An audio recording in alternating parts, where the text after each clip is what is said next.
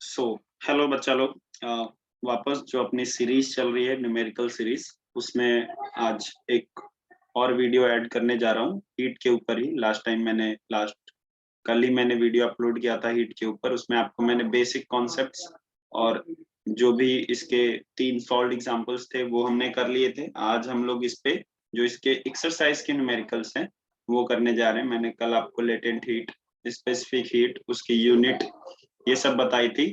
अब हम इस और मैंने तुम्हें दोनों फॉर्मूला भी समझाया था, लेटेंट हीट के लिए भी और इसके लिए भी, आपका स्पेसिफिक हीट के लिए भी। उन दोनों को समझने के बाद ही हमने न्यूमेरिकल्स लगाए थे। आज और कुछ न्यूमेरिकल्स लेंगे, 4 न्यूमेरिकल्स हैं आपके एक्सरसाइज से, उसको देखते हैं। ठीक है,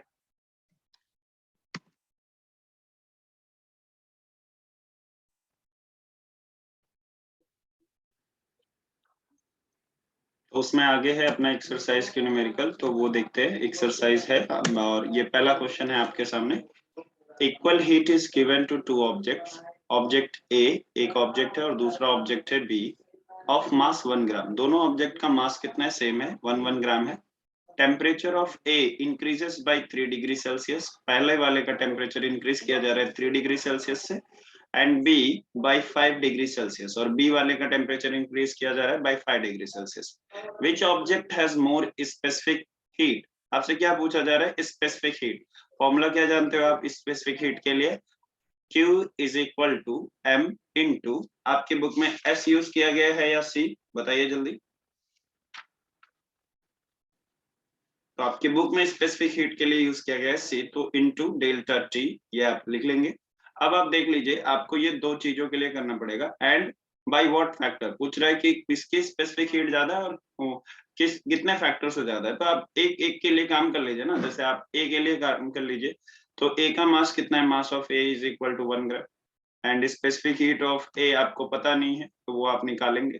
एंड तो ये देख लीजिए, इसका क्या कहते हैं, इसका टेम्परेचर चेंजेस आपको दिया हुआ है डेल्टा टी ए, आप लिख सकते हो कितना आपने दिया, उसका 3 डिग्री सेल्सियस से। ठीक है, उसमें हीट कितना लग रहा है वो भी आपको नहीं पता है, तो क्यू ए ऐसे लिख लीजिए जो अननोन है।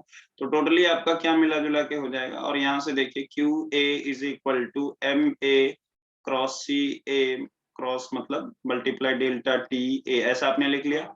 तो नाउ सी ए के लिए आपके पास फॉर्मूला क्या हो जाएगा? C A is equal to Q A, है ना, और बाकी ये दोनों चीजें अपॉन में चली जाएंगी, एम ए और टी ए। तो यहाँ पे आप लिख लीजिए M A into T A, ऐसे लिख लिया आपने।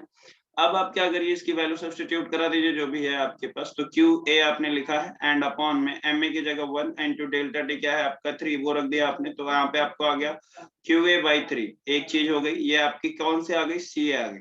ऐसे सेम केस आप किसके लिए कर सकते हैं? बी के लिए। तो Q B is equal to again M B, है ना, mass of object B into specific heat of object B into change in temperature of object B, delta T B, है ना।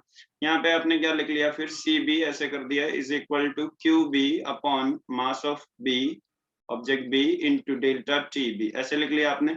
इसके बाद आपने वैल्यू सब्स्टिट्यूट करा दी which is Q B upon mass of B कितना है? 1, तो 1 रख लिया आपने इंटू आपका जो delta T B change in temperature कितना है? 5, तो यहाँ पे आपने क्या रख लिया? 5। तो आपको क्या आंसर आ रहा है? Q B upon 5।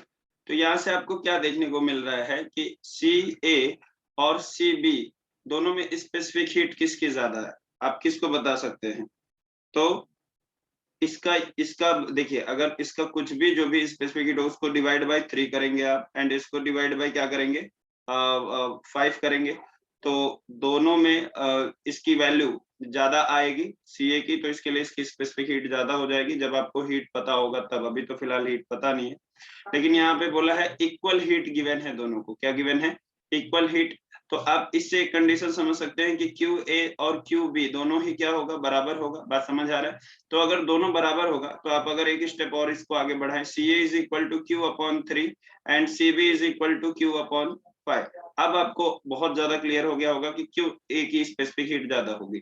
कोई भी चीज मान लीजिए स्पेसिफिक हीट यहाँ पे 90 है, सपोज दैट कि क्यू की वैल्यू जो है 90 कैलोरी आपको हीट दी गई है, तो 90 डिवाइड बाई 30, तो इसको कितना मिलेगा? 30 कैलोरी, है ना, 30 कैलोरी पर ग्राम डिग्री सेल्सियस, इतनी हीट इसकी स्पेसिफिक हीट हो रही है। और उसी 90 को अगर डिवाइड बाई 5 किया जाए तो कितना हो जाएगा, 5 1 5 एंड 4 18 कैलोरी पर ग्राम डिग्री सेल्सियस। मतलब 1 ग्राम को 1 डिग्री सेल्सियस बढ़ाने के लिए यहाँ पे 18 कैलोरी लग रही है और यहाँ पे 30 कैलोरी लग रही है। तो किसकी स्पेसिफिक हीट ज्यादा हो गई, तो जाहिर सी बात है सीए की ज्यादा हो गई। अब यहाँ पे मतलब ऑब्जेक्ट ए की ज्यादा हो गई। अब यहाँ पे पूछा था by what factor, by what factor के लिए क्या करिए, सीए डिवाइड बाई सीबी कर दीजिए, ठीक है। Specific heat of object A divide by specific heat of object B is equal to Q by 3 upon Q by 5 कर दीजिए, ओके। अब यहाँ पे थोड़ा सा मैथ्स है उसको कर लीजिए, हो गया आपका आंसर आ जाएगा। तो सी एंड यहाँ देखियो क्यू क्यू से कैंसिल हो जाएगा, 5 जो है एकदम ऊपर चला जाएगा। तो C A upon C B is equal to क्या हो जाएगा आपका 5/3 एंड फिर सी बी को आप उधर भेज देंगे तो C A is equal to 5/3 of C B. So वो सी ए जो है यानी कि specific heat of object A वो ज्यादा है, और कितने फैक्टर से ज्यादा है, तो आंसर है 5/3 फैक्टर से ज्यादा है, ओके। होप कि ये क्वेश्चन बड़ा इजी था, आपको समझ आ गया होगा। नेक्स्ट क्वेश्चन देख लेते हैं, क्वेश्चन रीड कर लो। सी सो क्वेश्चन आपने रीड कर लिया। Liquid ammonia is used in ice factory. कोई लिक्विड अमोनिया आप जानते हो, जैसे आप क्रेजी XYZ या बहुत सारे यूट्यूब चैनल है जिसको देखते रहोगे, तो उसमें बहुत बार लिक्विड नाइट्रोजन वगैरह यूज किया जाता है। अमोनिया आप जानते हो NH3 होता है। तो वही liquid ammonia is used in ice factory, किसी आइस फैक्ट्री में यूज किया जा रहा है for making ice from water, मतलब पानी से बर्फ बनाना है, ठीक है। तो आप देख लो इसमें दो चीजें होंगी, एक तो उसका स्टेट चेंज होगा और एक टेम्परेचर भी डिक्रीज होगा। If water at 20 degree Celsius, देखो वाटर कितने डिग्री सेल्सियस पे 20 is to be converted into 2 kg ice. तो सबसे पहले तो उसको 0 डिग्री सेल्सियस पे लाना है, तो उस समय उसका स्पेसिफिक हीट का कॉन्सेप्ट लगेगा। फिर जब उसका स्टेट चेंज होने लगेगा, मतलब वाटर अब 0 डिग्री सेल्सियस पे आ चुका है, फिर से ये अपना स्टेट चेंज करेगा, तो उस हिसाब से आपको देखना पड़ेगा। जब स्टेट चेंज करेगा तो आपको पता है कि उस समय टेम्परेचर चेंज नहीं होता है, तो टेम्परेचर चेंज नहीं होता है ना। तो जब टेम्परेचर चेंज नहीं होगा तो आपको क्या करना होगा, एक मिनट, हाँ। तो जब टेम्परेचर चेंज नहीं होगा तो आपका फिर भी हीट लगता है, उस समय जो हीट लगता है उसको हम लोग बोलते हैं स्टेट चेंजिंग और latent heat. How many grams of ammonia are to be evaporated, कितना ग्राम्स ऑफ अमोनिया इवेपोरेटेड होगा ये बताना। तो सबसे पहले तो आपको इसमें जो है टोटल एनर्जी कितनी लग रही है वो बताओ पहले, है ना। तो सबसे पहले ये 20 डिग्री सेल्सियस से 0 डिग्री सेल्सियस पे जो आ रहा है उसका स्पेसिफिक हीट बताओ, और मास दिया हुआ है 2 kg। तो mass of water you can write here, mass of water is 2 kg, which is equal to 2 into 1000 gram. If you want to convert it into gram, so you can convert 1 kg is equal to 1000 gram. So 2 kg is equal to 2 into 1000, which is equal to how much, 2000 gram, okay, 2000 gram. Gram you can write like this also if you want. And temperature change, if we are talking about the temperature change, so that is actually 20 degree to 0 degree. So we can write ki 20 degree Celsius minus 0 degree Celsius, that is equal to 20 degree Celsius. Hope you understood. After that specific heat of water क्या होता है बेटा, तो वो होता है 1, है ना। आपको ये याद रखना पड़ेगा कि 1 is the specific heat of water। आप अपने चार्ट में भी देख सकते हो, 1 is the specific heat of water, 1 calorie per gram degree Celsius. You can write the unit also over here, 1 calorie per gram degree Celsius. Now tell me what I want to know कि कितना heat liberate होगा। भाई जब वो temperature कम हो रहा है तो हीट तो उसका निकलेगा ही ना, उसमें 20 डिग्री 20 डिग्री सेल्सियस तक कुछ तो हॉटनेस है या उसमें कुछ तो थर्मल एनर्जी, वो उसको बाहर निकालेगा। तो वो कितना निकाल रहा है, तो यहाँ पे आप फॉर्मूला लगा दीजिए, mass of water into specific heat of water into change in temperature. तो मास ऑफ वाटर कितना गिवन है आपको, 2000 इनटू स्पेसिफिक हीट 1 और चेंज इन टेम्परेचर कितना है 20, मल्टीप्लाई करा दीजिए दोनों, 2 2 जा 4 हो जाएगा और 3 0 यहाँ पे 1 0 यहाँ पे, तो ये 40,000। और आप जानते हो हीट की यूनिट क्या बन जाएगी, कैलोरी। एक ये हो गया आपका। दूसरा, उसमें अब 0 डिग्री सेल्सियस पे आ चुका है आपका वाटर, इतना हीट उसको लगा, मतलब इतनी एनर्जी उसको लग गई, हीट एनर्जी, ठीक है, 40,000। इसके अलावा जब वो अब अपना स्टेट चेंज करेगा उस समय भी उसको कुछ हीट लगेगी, तो इसको मान लेते हैं Q1। अब जो लेटेंट हीट की बात होती है, तो लेटेंट हीट का फॉर्मूला मैंने बताया था, L is equal to Q by M होता है। तो इस हिसाब से तो Q is equal to M into L हो जाएगा, है ना। तो यहाँ पे जो latent heat of state changing का जो लगेगा उसको हम कह देते हैं Q2। अंडरस्टूड। आप वर्डिंग्स में इसको क्या लिख सकते हो, आप एक लाइन इसमें लिख सकते हो कि amount of heat energy means Q2 is what, amount of heat energy, ठीक है, released in converting heat energy liberated or released, whatever you want you can write, liberated in converting, ये देखो थोड़ा लंबा हो जाता है फिर मजा नहीं आता, in converting 2 kg water at 0 degree Celsius, 2 kg water at 0 degree Celsius to ice, okay, इसी को मैं Q2 कह रहा हूं। आप समझने के लिए मैं क्या कह रहा हूँ वो आप सुनिए ध्यान से, वो करिए, ठीक है। Q2 आप अगर इतना बड़ा लाइन नहीं लिखते हैं फिर भी आपको समझ आता है, आप न्यूमेरिकल करके आते हैं तो फिर भी आपको मार्क्स मिलेगा, पर लिख देंगे डिस्क्रिप्शन दे देंगे तो अच्छा ही है बोर्ड में। Amount of heat energy liberated, अब देखिए यहाँ पे वाटर भी 0 डिग्री सेल्सियस पे है और आइस भी 0 डिग्री सेल्सियस, बस स्टेट चेंज हो रहा है तो वहां पे आपका फॉर्मूला लग जाएगा लेटेंट हीट वाला, तो m/l लग जाएगा यहाँ पे। तो मास ऑफ वाटर तो आपके पास है ही, कितना है मास ऑफ वाटर आपका 2000 है ना, वो तो है ही, बस आपको latent heat of fusion of water पता रहना चाहिए, तो वो मैं बता देता हूँ, यहाँ पे 80 कैलोरी होता है वो, ठीक है, 80 कैलोरी पर ग्राम, तो वो आप यहाँ पे अप्लाई कर दीजिए, तो ये जो है आपका मल्टीप्लाई होने के बाद कितना हो जाएगा आपका 8 2 जा 16, तो और जीरो बढ़ जाएंगे इसके, 1,60,000 के आसपास आ जा रहा है, ठीक है। अब टोटल एनर्जी अगर हम बात करें तो कितना रिलीज हो रहा है, तो Q1 प्लस Q2 कर दीजिए वही, है ना, तो टोटल कितना हो रहा है 40,000 प्लस 1,60,000, तो हो जाएगा अप्रोक्सीमेटली 2 लाख, है ना, 40,000 प्लस 1,60,000, तो ये हो जाएगा आपका टोटल कितना हो रहा है, ये आपको 2 लाख कैलोरी। अब यहाँ पे पूछा गया था कितना अमोनिया जो है वो लिबरेट हो जाएगा, तो अमोनिया देखो यहाँ पे आपको दिया भी है क्वेश्चन में कि latent heat of vaporisation of ammonia, देखो वेपराइजेशन मतलब अमोनिया जो है ना वो पहले जो है लिक्विड फॉर्म में प्रेजेंट था, ठीक है, और यहाँ पे लेटेंट हीट ऑफ वेपराइजेशन, और यहाँ पूछा भी है how many grams of ammonia to be evaporated, evaporated का मतलब क्या है कि लिक्विड से गैसियस फॉर्म में कन्वर्ट होना, तो दैट मीन्स आपको फॉर्मूला क्या लग जाएगा, एक तो यहाँ पे ये आंसर आपका आ गया, दूसरा अब आपको अमोनिया कितना इवेपोरेट हो रहा है वो बताना है, तो वही फॉर्मूला अप्लाई कर दीजिए, L is equal to Q by M वाला, तो वहां से आपको मास बताना होगा, L is equal to Q by M, तो यहाँ से आपको मास ऑफ अमोनिया बताना है कि कितना लिबरेट हुआ, तो क्यू बाई एल करवा दीजिए, तो क्यू कितना है आपका यहाँ पे आपने निकाल रखा है 2 लाख कैलोरी, है ना, तो वो 2 लाख कैलोरी और एक latent heat of vaporisation of ammonia जो कि यहाँ पे दिया है विच इज 341, इसी से आप डिवाइड करा दीजिए और आपको आंसर आ जाएगा। अब आगे का आपका कैलकुलेशन है वो करिएगा, तो वो आपको आना चाहिए 586.4 ग्राम, ओके 586.4 ग्राम, ठीक है, ये आपका आंसर बन जाएगा। होप कि ये क्वेश्चन भी आपको समझ आ गया होगा, इजी है। आई होप कि आपका जो हीट को लेके प्रॉब्लम थी या आपको जो लगता था कि हीट के न्यूमेरिकल्स आपसे नहीं बनेंगे, अब बन जाएंगे, एक दो बार इसे और देख लीजिएगा। चलिए ओके, नेक्स्ट क्वेश्चन देख लेते हैं। A thermally insulated pot has 150 ग्राम, देखो थर्मली इंसुलेटेड का मतलब क्या होता है कि वो कोई ऐसा पॉट है जिसमें आप बाहर से उसका सराउंडिंग से कोई भी टेम्परेचर लेना देना नहीं होगा, मतलब ना उसको टेम्परेचर बाहर से अंदर आएगा और ना ही अंदर का टेम्परेचर बाहर जाएगा, तो यहाँ पे उसके पास 150 gram of ice at temperature 0 degree Celsius है, तो 150 ग्राम आइस है ना, मतलब मास ऑफ आइस आपको पहला आपका क्वांटिटी मिल गया आपको कि मास ऑफ आइस आपका कितना है वहां पे 150 ग्राम, ठीक है, और उसका एट टेम्परेचर 0 डिग्री सेल्सियस, ठीक है। फिर उसके बाद how much steam of 100 degree Celsius has to be mixed to it, steam देखिए स्टीम की बात हो रही है, स्टीम क्या होगा गैसियस फॉर्म में होगा, ठीक है, इसमें जो मिक्स करना है वो भी कितना उसका टेम्परेचर होगा 100 degree Celsius has to be mixed to it so that water of temperature, तो वाटर ऑफ टेम्परेचर, अब देखो यहाँ तीसरा, अब वाटर कौन से स्टेट में होगा लिक्विड स्टेट में होगा, जिसका टेम्परेचर कितना होगा 50 degree Celsius will be obtained, वो हमें मिलेगा, ठीक है।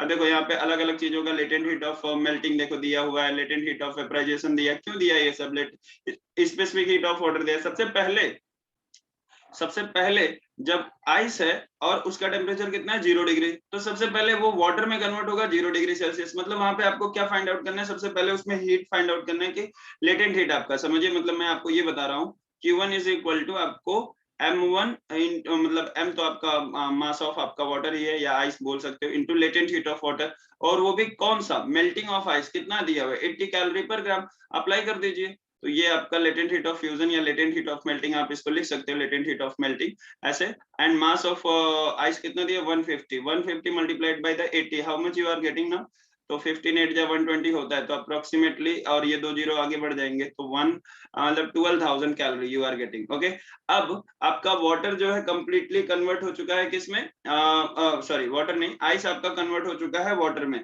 इसके बाद आपको क्या लगेगा, अब आपका टेम्परेचर राइज होगा, करेक्ट। कहां तक राइज होगा वाटर का temperature, water of temperature 50 degree Celsius. तो अब आपको स्पेसिफिक हीट वाला कॉन्सेप्ट यूज होने लगेगा, मतलब Q2 इज इक्वल टू जो आपका M into C into delta T, ऐसा आप लगा देंगे।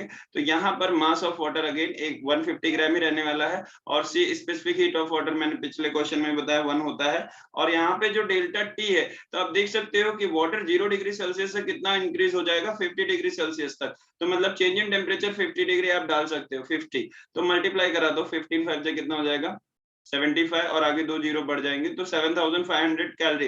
इतना ज्यादा आपको, मतलब ये टोटल हीट आपको लगा वाटर को, आइस को वाटर में कन्वर्ट करके उसका टेम्परेचर 50 डिग्री सेल्सियस तक बढ़ाने के लिए।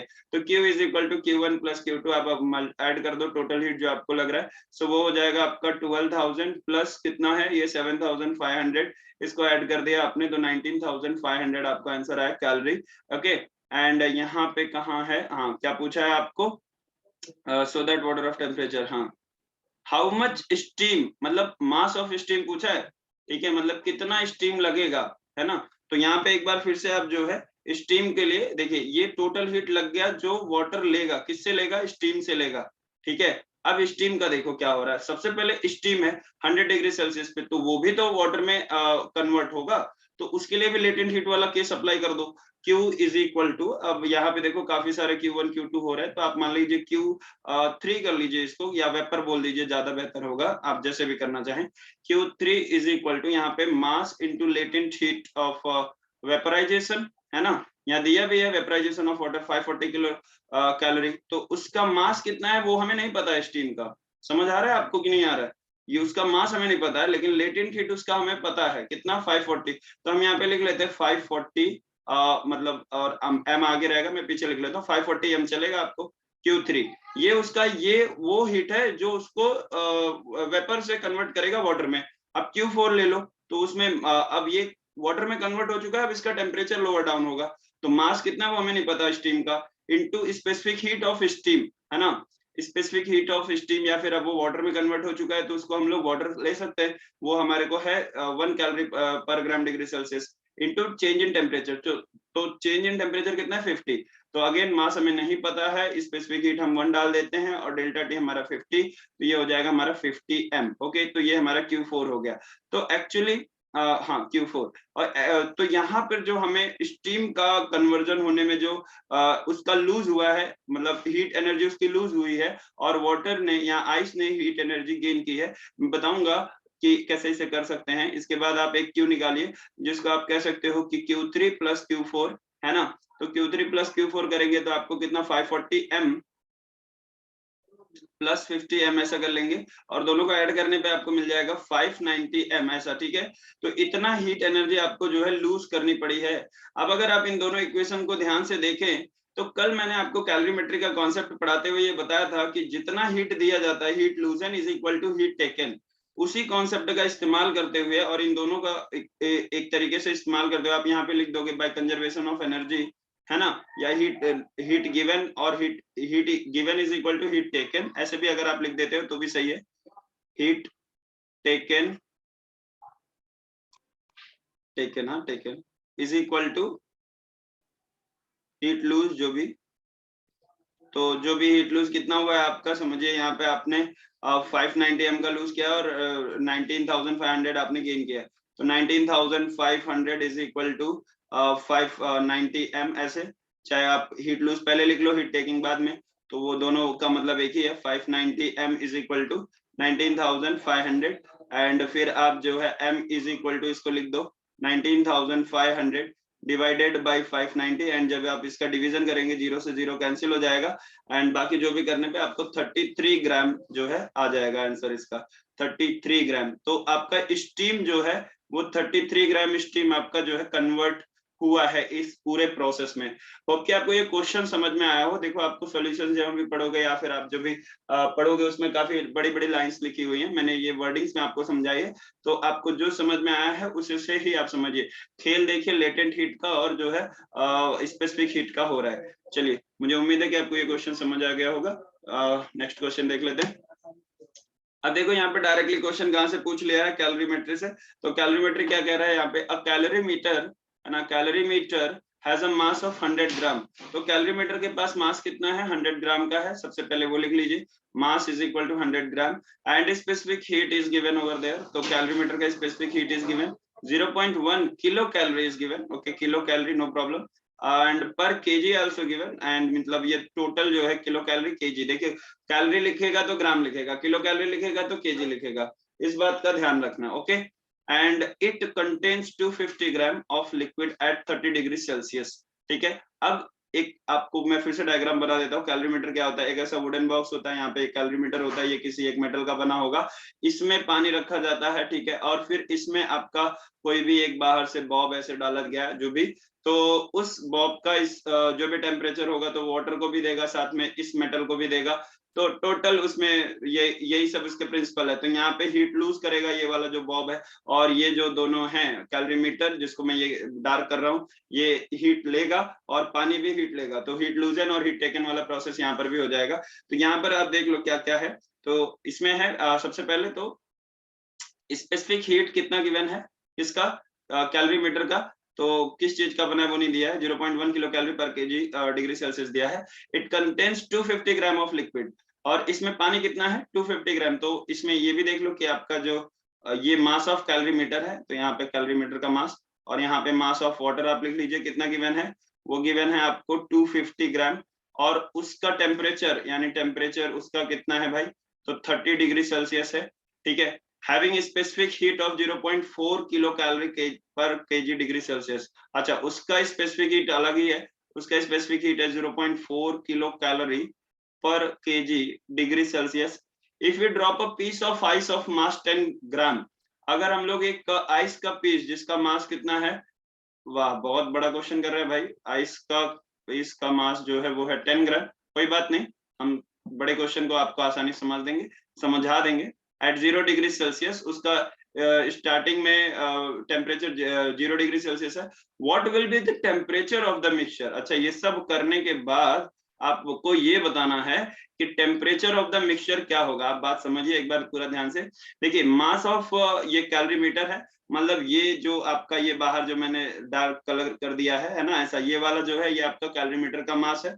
तो उसका मास जो भी दिया है कितना, 100 ग्राम दिया है। ठीक है, और उसका स्पेसिफिक हीट दिया है 0.1 kilo calorie per kg degree Celsius. उसका कोई टेम्परेचर नहीं दिया था कितना है कितना नहीं है। नॉर्मली हम ये समझते हैं कि जितना वाटर का टेम्परेचर होगा उतना उसका भी होगा। तो फिर वाटर इसमें जो रखा हुआ है वो वाटर का टेम्परेचर दिया हुआ था 30 डिग्री सेल्सियस, और 250 ग्राम वो वाटर है, और उसका स्पेसिफिक हीट ऑफ वाटर वहां पे बोला जा रहा है कि वो वाटर नहीं है, एक्चुअली वाटर नहीं बोल सकते हम, यहाँ पे कोई लिक्विड है, लिक्विड है। तो उसका specific heat 0.1 kilo calorie per kg degree Celsius दिया है। फिर हम कह रहे हैं उस लिक्विड में हमने एक आइस डाला जो कि 10 ग्राम का था, और उसका टेम्परेचर जो है 0 डिग्री सेल्सियस था। तो बताइए कि टेम्परेचर क्या हो जाएगा पूरे मिक्सचर का। तो आइए इस क्वेश्चन को करते हैं। तो सबसे पहला काम इसमें क्या करेंगे, आप सबसे पहले जो 10 ग्राम का आइस है वो वाटर में कन्वर्ट होगा, तो उसमें लेटेंट हीट लग जाएगा, है ना, क्योंकि आइस है, स्टेट चेंज कर रहा है, तो लेटेंट हीट उसका निकाल लीजिए पहले, कितना हीट उसका लग रहा है। तो मास of ice into latent heat of fusion. तो मास ऑफ आइस कितना है 10 ग्राम, और लेटेंट हीट ऑफ फ्यूजन मान लीजिए उसका कितना हो जाएगा, आपका वाटर का फ्यूजन का कितना दिया जाता है, वाटर का 80 कैलोरी पर ग्राम दिया जाता है। तो ये मल्टीप्लाई कर लीजिए तो आपको 800 आ जाएगा कैलोरी। ठीक है, ये एक आ गया आपका। इसके बाद आप देख लीजिए कि जो amount of heat required in converting 10 gram of water into to 0 degree Celsius to T degree Celsius, क्योंकि यहाँ टेम्परेचर ज्यादा है ना 30 है, तो उसको कन्वर्ट करने के लिए कुछ तो अमाउंट ऑफ हीट लगेगा ही। तो वो हीट कैसे आप निकालोगे, तो आप कह सकते हो Q इज इक्वल टू, मान लीजिए अगर ये आपका Q1 था तो इसको आप Q2 कह लीजिए, Q2 is equal to MC delta T ऐसे। ठीक है, तो मान लीजिए आपका मास ऑफ ये तो है ही 10 ग्राम आइस का, और वाटर में कन्वर्ट हो चुका है अब वो, तो उसका स्पेसिफिक हीट कितना हो जाएगा आप 1 ले सकते हो। और टेम्परेचर जो चेंजेस है वो आपको नहीं पता है, तो मान लीजिए वो आप T लिख देते हो, तो टोटल कितना हो जाएगा मल्टीप्लाई करके 10T। बस समझ आ रही है। अब दूसरा कंडीशन देखिए कि जो हीट एनर्जी लगेगी टोटल, है ना, मतलब अब टोटल हीट जो लग रही है वो कितना हो जाएगा आप बोल सकते हो Q1 + Q2, है ना। तो इसमें क्या हो जाएगा आपका 800 + 10T। ठीक है, बात समझ आ रही। इसके बाद देखिए ये आपका हो गया आइस का कन्वर्जिंग और उसका हीट जो वो देगा। ठीक है, आइस अब की बार हीट नहीं देगा बल्कि आइस हीट लेगा, क्योंकि वाटर उससे लिक्विड उससे ज्यादा टेम्परेचर पे है। समझ में आ रहा है। तो अब हम क्या करेंगे कि जो लिक्विड या कैलोरीमेट्री जो कि 30 डिग्री सेल्सियस पे है उसका हीट जितना रिलीज होगा वो पता कर लेते हैं। तो उसका हीट रिलीजिंग के लिए करेंगे, कैलोरीमेट्री के लिए कर रहे हैं। तो यहाँ पे चाहिए तो ऐसे लिख दो फॉर कैलोरीमीटर।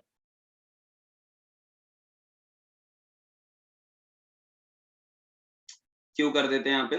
सो यहाँ पे फॉर कैलोरीमीटर क्यू कितना हो रहा है हमारा, तो अगेन उसका एम और सी और इंटू डेल्टा टी।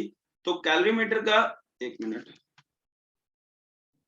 हाँ, कैलोरीमीटर का मास कितना है आपको गिवन है 100 ग्राम, एंड उसका सी कैलोरीमीटर का specific heat is also given 0.1।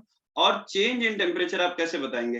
अभी तो वो 30 डिग्री सेल्सियस पे था जो कि लिक्विड का टेम्परेचर है, लेकिन जब आइस आएगा तो जाहिर सी बात है उसका टेम्परेचर कुछ ना कुछ कम होगा। कितना कम होगा हमें नहीं पता है, तो हम मान लेते हैं कि 30 - T ऐसा कर ले, है ना। जो टेम्परेचर फॉल डाउन होगा वो -T कर देंगे उसमें, और क्या 30 से 28 जाएगा, 29 जो भी जाएगा वो देख लेंगे। तो ये हो गया अपना Q1 मान लीजिए। तो 100 × 0.1 क्या देता है आपको 10, 10 × 30 - T, ये हो गया आपका एक बात हो गया, है ना। अब आप Q2 देखिए कि जो वाटर के साथ में होगा, वाटर का भी तो अपने आप, मतलब वाटर कह रहा हूँ यार बार बार, लिक्विड जो है उसमें M × C × डेल्टा T उसके साथ भी होगा। तो उसका लिक्विड का मास कितना है 250 ग्राम, उसका स्पेसिफिक हीट कितना गिवन है 0.4, उसका चेंज इन टेम्परेचर कितना है मालूम नहीं। तो 30 पे था और 30 से फिर वो कुछ कम ही होगा, आइस आया है तो 30 - T उसका भी कर लीजिए। अच्छा 250 × 0.4 करेंगे तो कितना हो जाएगा आप जानते हैं 25 4 जा 100 हो जाता है 100, और यहाँ पे एक जीरो और बढ़ जाएगा और एक डिजिट के पहले डेसिमल है तो यहाँ पे ये लगा लेंगे। मतलब देखो साइंस में मैथ नहीं सिखा सकता मैं, तो आप थोड़ा मैथ खुद से करना सीख लेना, है ना। यहाँ पे आपने डिजिट लगा दिया और ये क्या प्रॉब्लम दे रहा है। ठीक है चलिए, सो यहाँ पर जो है, यहाँ पर 30 - T आपने लिख दिया ऐसा 30 - T। ओके, इसके बाद जो है 100 टोटल हीट की अगर आप बात करेंगे तो 100 30 - T मतलब दोनों आप अब जोड़ दीजिए Q1 + Q2, है ना, और इसके बाद अपना काम कर लीजिए। तो टोटल कितना हो जाएगा आपका 10 30 - T